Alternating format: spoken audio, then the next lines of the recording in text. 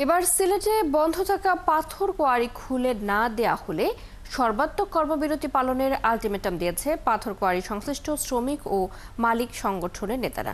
মঙ্গলবার দুপুরে সিলেট কেন্দ্রীয় শহীদ মিনারে মানববন্ধন কর্মসূচির মাধ্যমে এই ঘোষণা দেয় সিলেট বিভাগের পাথর ব্যবসায়ী মালিক শ্রমিক ঐক্য পরিষদের নেতারা।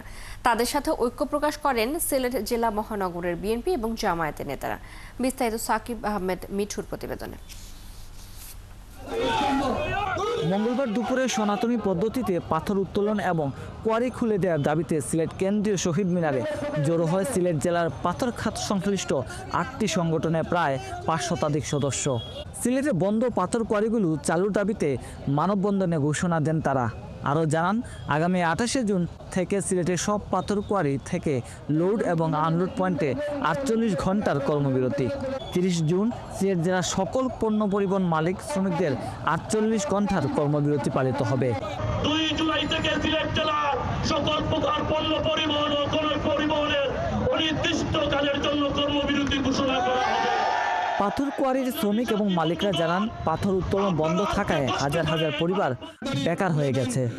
আমাদের এই কোয়ারি বন্ধ হওয়ার ফলে এই সিলেট বিভাগের প্রায় লক্ষাধিক শ্রমিক, কেটেকা বা দিনমজুর বার্কি শ্রমিকরা অর্ধাহারে অনাহারে এখন দিনাতিপাত করছে।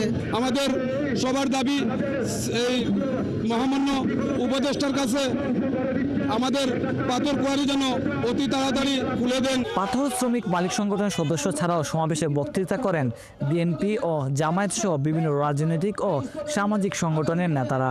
যে বিগত দিন যখন এইগুলা লিজ দেওয়া হয়েছিল, গভর্নমেন্ট রাজস্ব পেয়েছে, সেই সময় কি পরিবেশটা নষ্ট হয়েছে।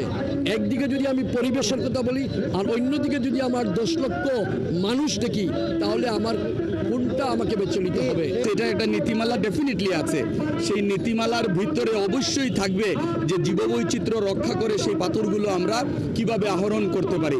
একইভাবে সিলেটের জেলা এবং মহানগরের জামায়াতের নেতারা পাথর শ্রমিক মালিকদের সাথে একাত্ম হন।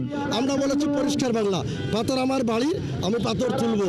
আইন তোমার আগে আমাকে খাবার দিতে হবে, পেটে যদি খাবার না থাকে এই আইন দিয়ে আমি কি করব? কিসের পরিবেশ, কিসের পর্যটন, কিসের উন্নয়ন? এদিকে দ্রুত সময়ের মধ্যে পাথর কোয়ারি না খোলা হলে সিলেটে আরও বৃহত্তর আন্দোলনের হুঁশিয়ারি দেন পাথর শ্রমিক মালিকরা। সাকিব আহমেদ মিঠু, 71 সিলেট।